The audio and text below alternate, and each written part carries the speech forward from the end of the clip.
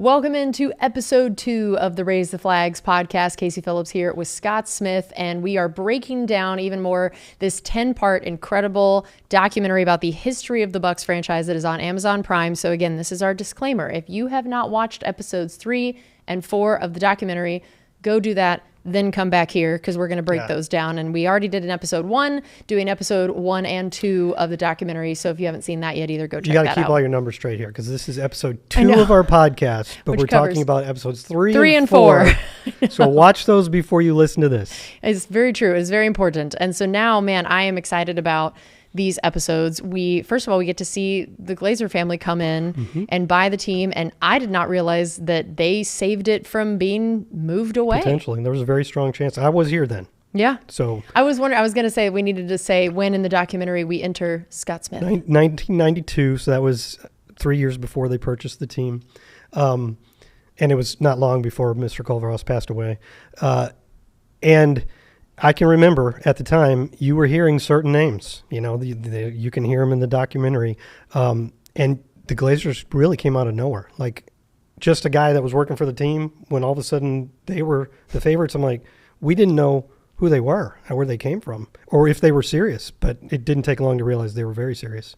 Yeah, it was cool for me. So I just missed getting to meet Malcolm that I started here less than a year after he passed away. So for me, this was really cool to get to learn more about him and how he came in. And I also loved hearing how young that, his kids were when he's really see it on screen. Yeah, that he was talking about that. And I loved where it said that, they were only around 30-ish, but that to him, like that is not even young. It doesn't matter because he was already taken over the jewelry store at 15. Right. And I thought, well, first of all, that's awesome. Yeah. Like, what a cool... I think he was selling watches door to door at age 12 or something. Yeah, like I love hearing his story and his passion for work. That's something I've heard multiple of members of the Glazer family mention was just how much he instilled the value of work and hard work in them. And I really loved the story of the $10 million non-refundable check. Most baller move I've ever heard. You just slap down a $10 million non-refundable check on the table. Like, that's so awesome. That's a cool move. I wrote that down too. That was a really cool moment. Yeah, that's a cool move. And also I didn't realize that at the 95 draft, they didn't technically own the team yet. I love this whole part of it. Yeah. When we were getting ready to announce that these were all dropping on Amazon in the week leading up to it, I was asked to write a story for the website. And so I got a chance to skim through it. Couldn't really watch 10 hours before I wrote the story. So it was like skimming through. And I ended up using as like the vehicle for my intro, this stuff about the 95 draft, because to me it was a perfect example of this documentary taking something incredibly important about the Bucs that that being the Buccaneers drafted 2 Hall of Famers in the first round of the 95 draft, which is only 3 times that's happened in the NFL, 2 Hall of Famers in the same round, which set up the foundation for what would come in the next 7 years and the rise of one of the greatest defenses of all time. And I knew to some extent how Rich McKay maneuvered the Bucs up and down the board. But there's so much more to know about this and just to be awed by it and the details. And like I think what you were getting to there, the Glazers, several of them were in the room, like Brian and Joel. But like you said, they didn't technically own the team yet because they bought it, but it wasn't final approval until June. So in between when the draft is, they're allowed to be in the room, but they're not allowed to be a part of the decision-making. Which has to just be infuriating. You're about to take this team and they're like... You're sitting there like... I mean, you got a lot of clips of Ed Glazer obviously saying what he wanted to have happen. Yeah. Fortunately, it did. Yeah. But just the stress of, boy, go ahead and pick these guys. And you're going to own this franchise with these players on it, but you don't have a say in it right there. So it was really an interesting part of it. And then also the maneuvering. And then you get to see how you get the other footage from the draft and you get to see how Warren Sapp was feeling at the time and his agent Drew Rosenhaus there. And that awesome footage of Drew Rosenhaus taking a call from Jerry Angelo while they're being interviewed. I love it. He's like, I need to take this. Yeah. Give me a minute. I love such a good agent move. Yeah. such a great agent move. With the big flip phone. Oh yeah. I loved a lot of those. First of all, I guess we haven't even talked about this. I loved these first episodes of the fashion, the music, the tech, like it's just so cool. This little time capsule you get as well. Like you said, those little flip phone moments and stuff. I really enjoy learning more about John Lynch and his almost baseball career. Like I had known he had been a dual sport athlete. I didn't realize how close we were to having John Lynch, the baseball player. Yeah. I thought that was so interesting. And the fact that we basically have Bill Walsh to thank for taking that job back at Stanford, luring him away from the Mariners. And I also, the Marlins. And it's so hard for me to imagine John Lynch in a sport that isn't contact. I'm like, yeah, you weren't being fully utilized in baseball. He probably would have been willing to throw a beanball if you'd have asked to do so. That's true. He definitely would have been willing to like slide into like take on a catcher. Like I would not have wanted to be the catcher trying to stand between John Lynch and home plate. Right. But yeah, I thought that was a really interesting story. And I'm always amazed at people who can be that good at more than one sport. It's really not fair. It's just not. That's a very good point. It's a good way of putting it.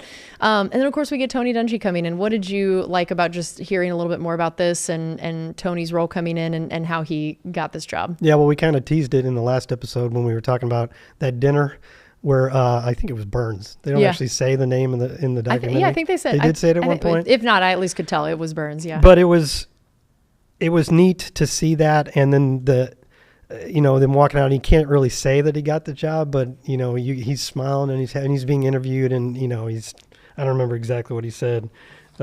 He said, "Oh."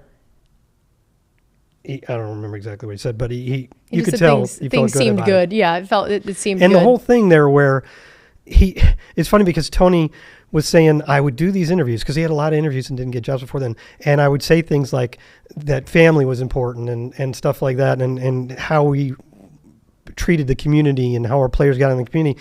And it wasn't always considered a positive. And then this message found the exact right person in Malcolm Glazer, and Malcolm Glazer loved it. Is exactly what he wanted to hear. And that was a part of the reason why Tony got the job, not a reason why he wasn't getting jobs, which was really cool. And I think it's such a great lesson, right? Of like, go where you are valued and appreciated and find your like-minded people. And that partnership between Malcolm Glazer and Tony Dungy was such a perfect match because of that, of their shared values of we want to win, but we want to also do it with high character people. We want to care about each other as a family, like those values and it's so funny that what kept Tony from getting another job is the one that got him this job. And I think that's just such a cool story, especially for anyone out there that's struggling maybe to find a job or that's struggling with something. Like you find your right fit. And it's interesting in the NFL how important it is that owner, GM, head coach dynamic and being on the same page is such a huge part of it. So yeah, I loved the way that they connected over that. And I think you're going to see even more as the documentary goes on about just the bond that Malcolm and Tony had and their families and everything, which was really lovely. And I loved the story about Tony having his glasses crooked in the interview.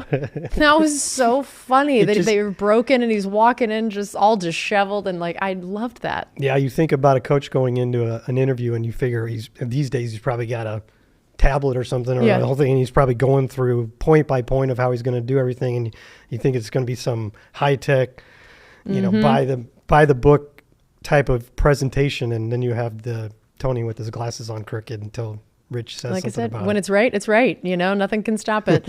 I also really appreciated the story where he told, he'd started 0-5, things were rough, and that he goes to lunch with the Glazers. This was something I didn't know. I'd never heard this, that he's worried that this is it, that maybe they're firing me, but instead they had lunch with him to basically tell him that they had their vote and confidence. Okay, so obviously I was here for this season, and we always tell the story that it started out 0-5, and that Tony Dungy would tell his players, the plan is going to work, stick with the plan, we're not changing anything, this is going to work. And then they turned it around in the second half after the 0-5 start and won 6 games down the stretch, went 6-5 the rest of the way.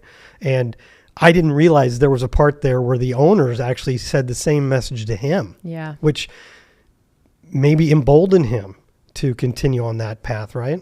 Yeah, everyone needs their encourager, right? Like if you're having to be the one to encourage someone, you need someone doing that to you as well. And I thought that was cool to hear and how much it meant to him to recall that to this point.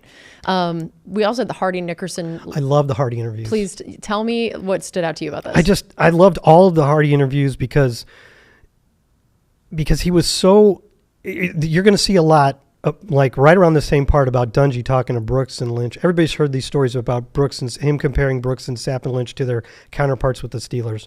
And those three were kind of like the big three that became known as the big three that this foundation of this defense was built on. But Hardy was the first guy there that was changing the culture. And that really comes through with a lot of these interviews. And I just really like seeing Hardy get his due. Yeah. Not necessarily that they're trying to give him his due, but just by putting him on camera and letting him talk and then remembering, oh yeah, that. And he was this important and he did these things and he had the big legal pad of notes. And I just thought, I love the Hardy stuff. Yeah, the legal pad of improvements. I loved everything. Yeah. I am a list maker. I'm a type A person. I was like, Hardy, I feel like we're just right here in our, like, let me just write down all the things that need to get better.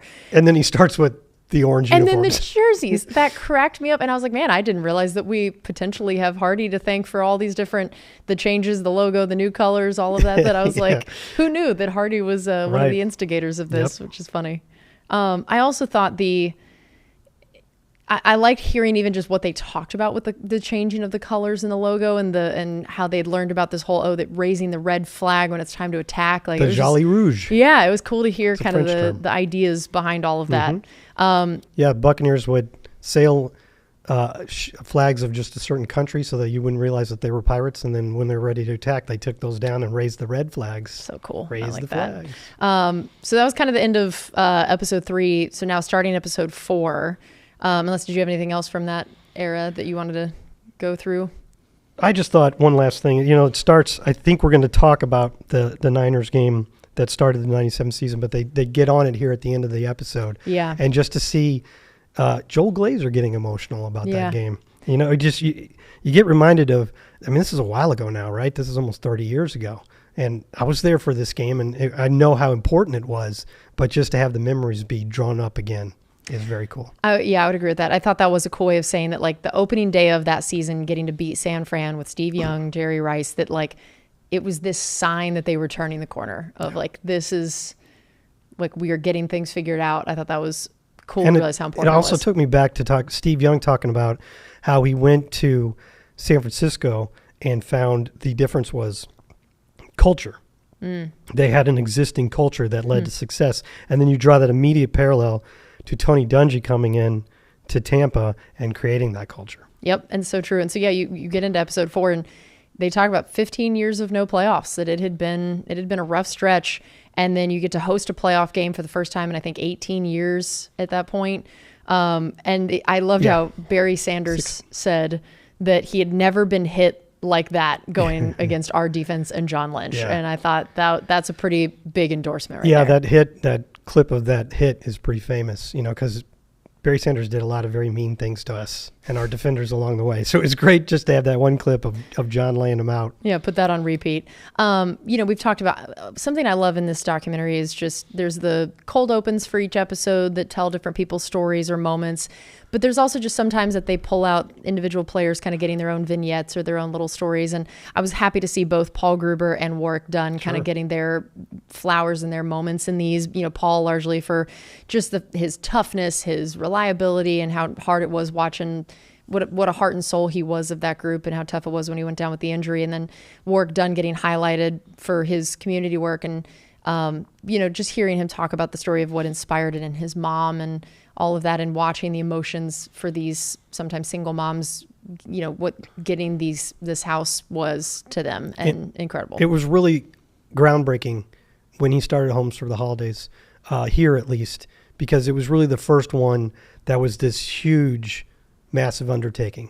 Not to mean any other community stuff that any other player did or has done, but this one was like, oh my God, he's very unique. He's making it possible for single mothers to have their own homes, and not just one or two. Through the years, he's done so many of them. And then you've seen that become more of a tradition here in Tampa. I mean, not long after that, Derek Brooks started taking kids to Africa on trips for educational trips and things like that. And you just think of the big things, the way our players nowadays think big in terms of what they want to do in the community. A lot of the times, like turkey time or the stuff that the D line does and the O line does.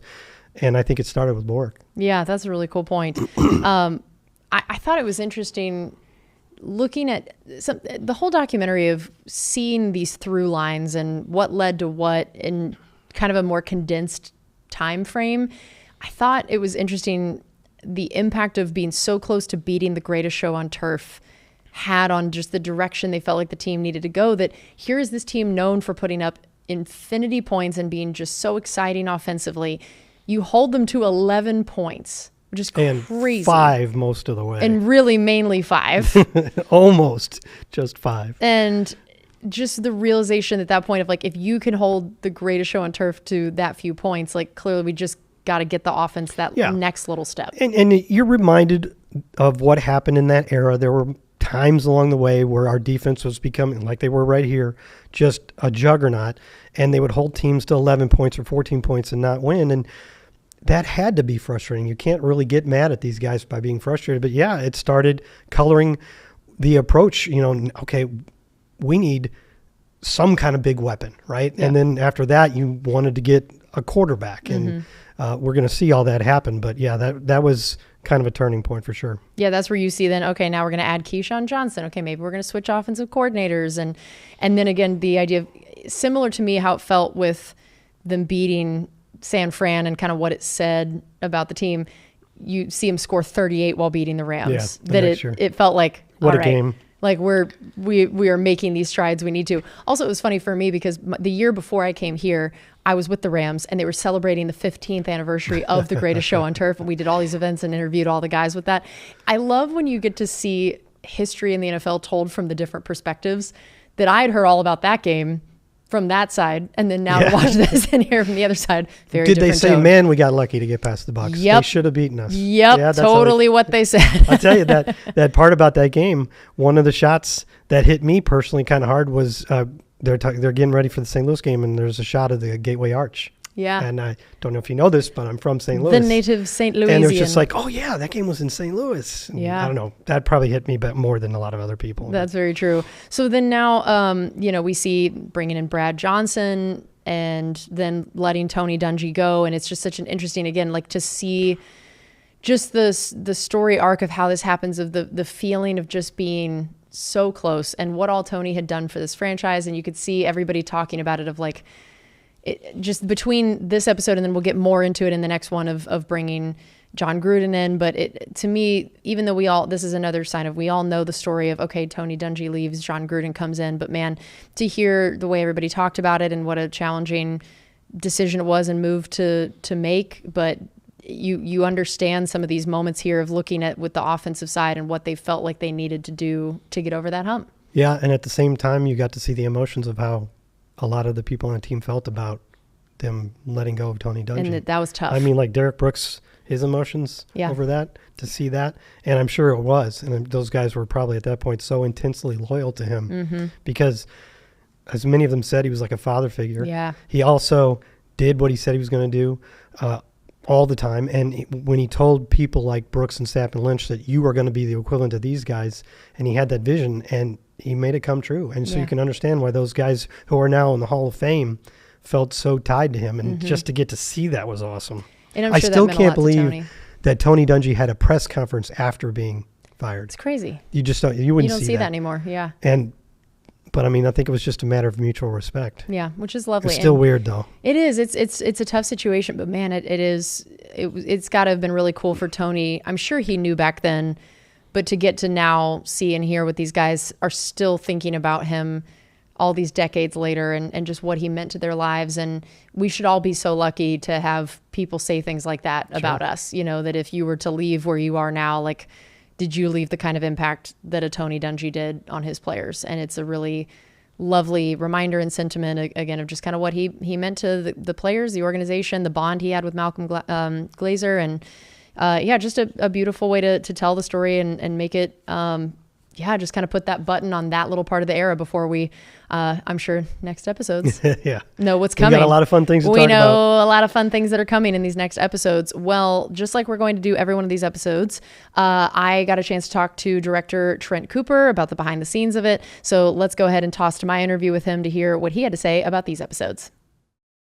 All right, Trent, welcome back. We are so excited to talk to you again about these next couple episodes. So we are covering 3 and 4 of your 10-part series. So this kind of covers basically the Glazer family coming in through the Tony Dungy era, the building of that iconic first Super Bowl team with some big personalities, big characters. I mean, I think this is just one of the most talked about eras in some ways of Bucs history. So tell me kind of the unique challenges or strategies of these episodes and what you wanted everyone to kind of learn and take away from this section. Well, I think that it's really interesting to see the early days of the Glazer family and to learn what their backstory is, right? And I didn't know it. And they were they're very unfiltered about it. They told their story. Yeah. You're gonna find out that they were fans just like all of us. And I don't know why that always catches me off guard. Yeah.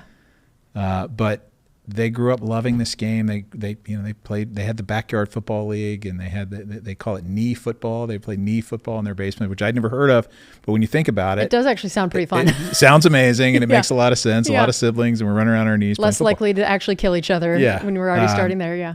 But their love of this sport was born in Rochester, New York, and from there everything kind of grew, and it's still there for them, and it's really cool to trace that back. But they show up at a time where we are the worst franchise in the history of the NFL, and maybe you could argue the worst franchise in all of professional sports.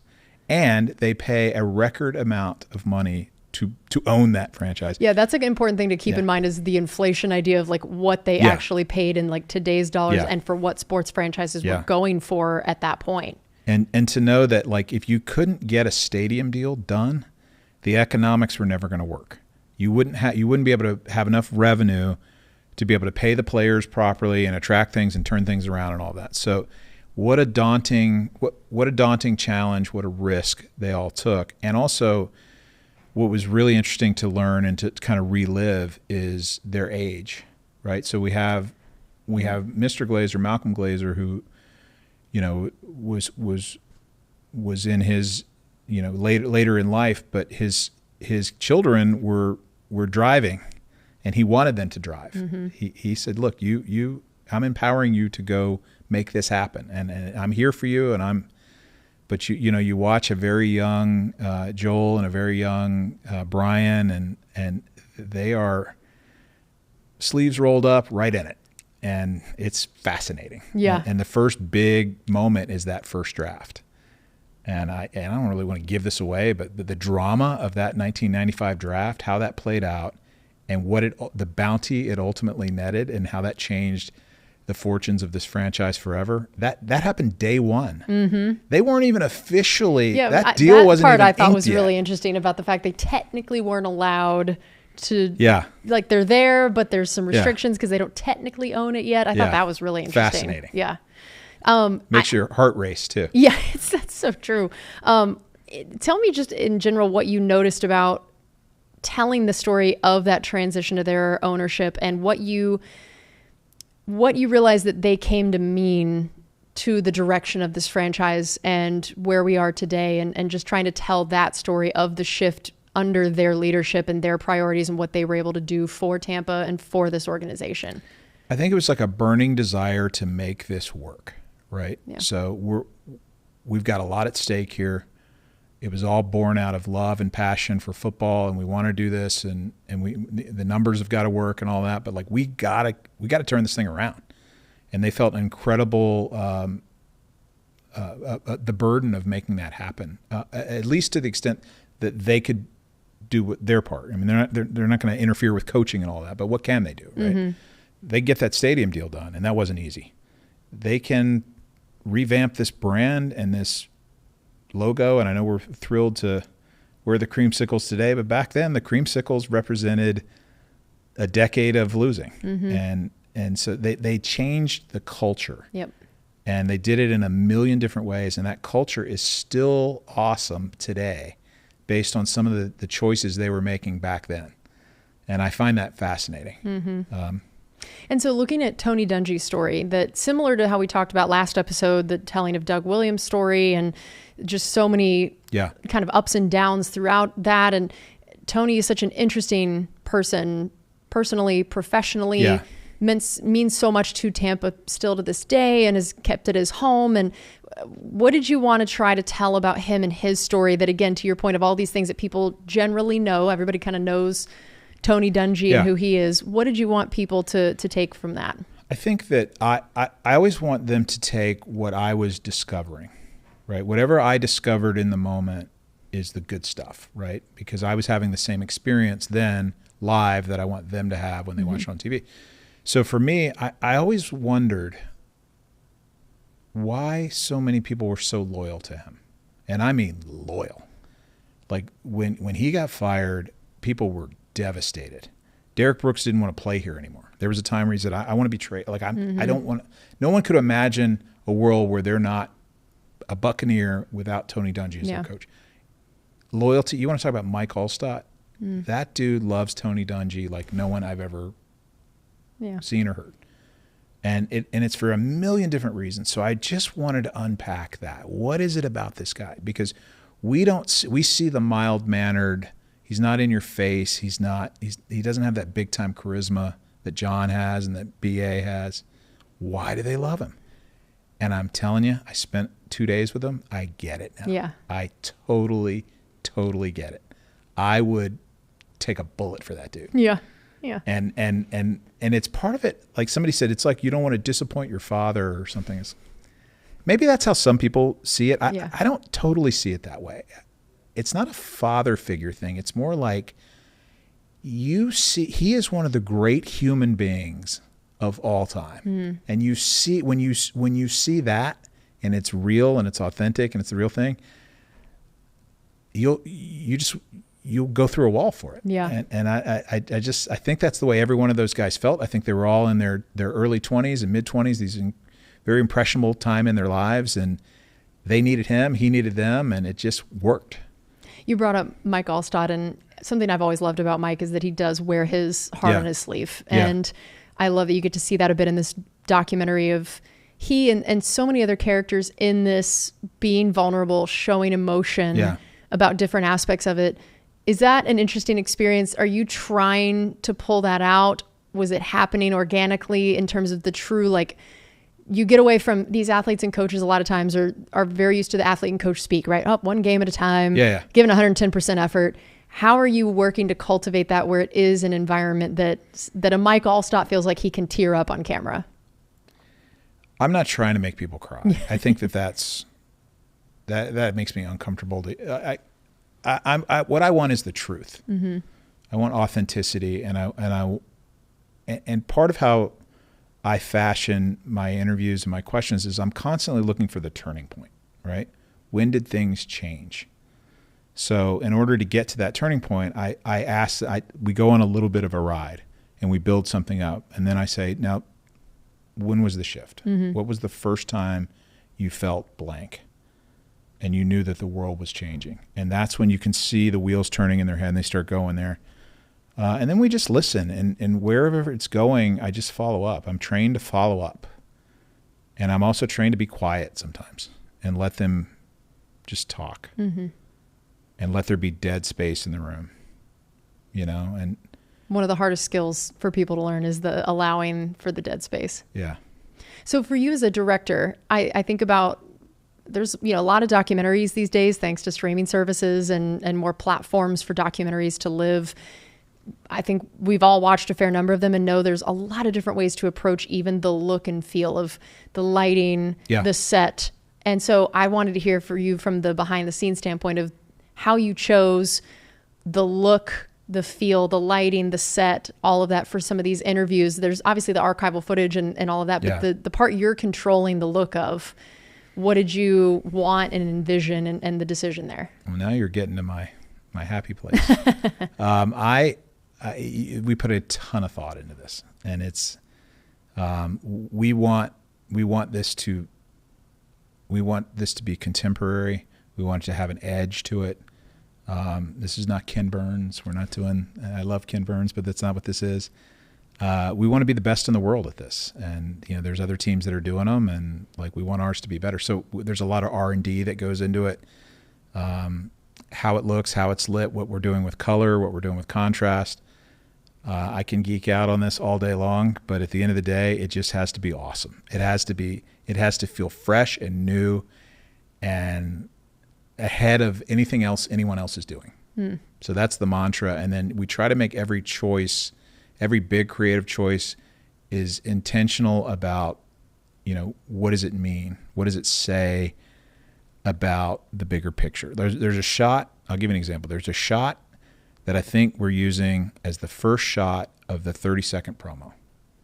And it's one of my favorite shots of my entire career because it means so much. And it's at the top of the stadium, and you're pushing forward with like a steady cam, and you're picking up on one side, you're picking up the side of our stadium, but you're gently pushing towards the Tampa skyline. And the sun it's like a sunset moment. Yeah. And you're picking up some weird like lights from another part of the stadium here. And it says so much about this franchise and the journey we're on and the grit.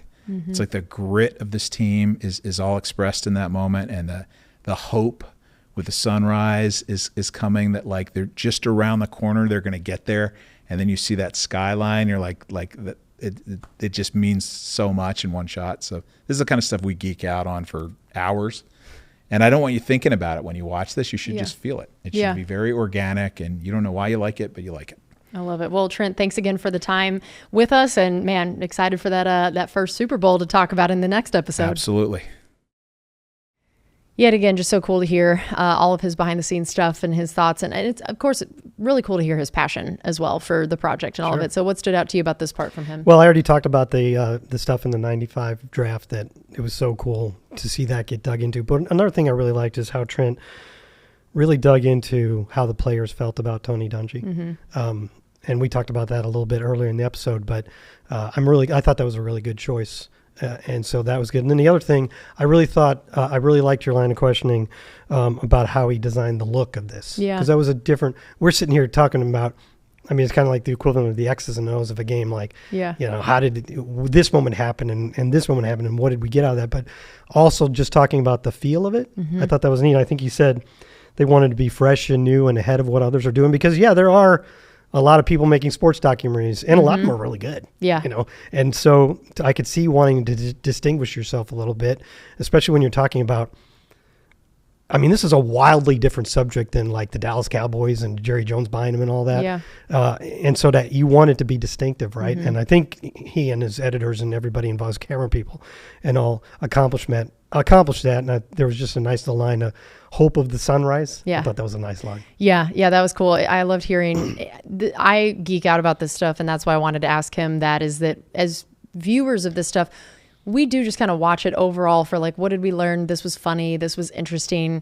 But I also know on the production side, the amount of intentionality that goes into where this person sits for the interview, and the lighting that's on them, and the background that's on them, and the color treatment of the video, and like knowing all of the things that he was really paying attention to set a certain tone and feel and vibe for it. And I really liked, I mean, for me, as I watched the whole thing, just the feel of it was very like intimate feeling, that if you look at how even the framing was, the lighting was, it felt warm, it felt intimate, it felt like you are just at your favorite place hearing these guys tell the story. Like you're just almost sitting around like, at a bar having a drink, listening to these stories. And I thought that was a very cool way to invite you in, that it doesn't feel so sterile, like you're a part of it. And you get that described to you of an editor or somebody sitting at their computer and going through shots and then going, whoa, look at that one. Yeah. As he described that whole shot at the stadium and the sunrise and the buildings and all that. And how deep they get into all the symbolism of it. They have to go through so many hours of footage imagine. Find those right moments. I just can't imagine. It sounds grueling, but it must be really rewarding when you find the finished product. When you find that and go, oh, that's perfect for what I want to say. Yeah, this is the exact moment. Yeah, that's so true. All right, well, we have talked about how we're also going to include a little clip from this Raise the Flags premiere that was at the Tampa Theater. And based on the different panels that we had, I was trying to decide which one I wanted to use for this episode. And I thought, because this is the episode where we talked about the Glazer family coming in, I did get to interview Ed Glazer at it, because this has really been his passion project, that he has been, of the Glazer family, the one who has spearheaded this whole documentary effort. He's been right along with Trent the whole way, making decisions. And that I wanted to play just a small clip of my interview with Ed from this, because I think it hints at a little bit of what you and I have talked about we got out of this episode as well. So let's hear what Ed had to say. I think the biggest takeaway for me was you realize what a family this is, right? It's not just a football team, but when you go back and look at everybody and all the people that have come through the organization, it is like a family. Sometimes you get along with your brothers and sisters. Sometimes you don't. Sometimes you see eye to eye. Sometimes you don't. But at the end of the day, you love your family. And that was my biggest takeaway, is we've got this incredible family for 50 years. And unless, for the people who are a part of it, no one can take it away from the people. It's a special family. I just loved that whole sentiment about it being a family. And I think it's so true that a sports team is like a family. And sometimes, like he said, it can be more dysfunctional than others. And no matter what, you're all in this together. You have this common mission. And for them, it really is a true family endeavor for the Glazer family and doing it. But it's so true that the people who belong to this organization have felt that. And I loved getting to just see a little bit more behind the curtain for them as a family and what this organization means to them, and even what football meant to them long before buying this team. Them talking about playing football in their basement as kids and going to games, and you can see them holding a sign that's at this stadium as a kid. It's incredible footage they were able to find, and just to see the passion for that that family has for football, for this organization, and the way they feel about the employees, the coaches, the staff, the players, all of that, of truly thinking of it as this family situation. Yeah, I think there was a scene earlier where Joel was watching his football at the age of 6. He remembers watching the Dolphins at the age of 6 and where that love of football came from. Yeah. So, I mean, that's really taking it all the way back to this family. And when we were young. Yeah. That's so true. All right. Well, that is going to do it for us on these episodes here. So we are going to have another one coming to you in a week. So we are going to be talking about episodes 5 and 6. So again, make sure you've watched both of those on Amazon Prime before coming back here, and we'll see you next time.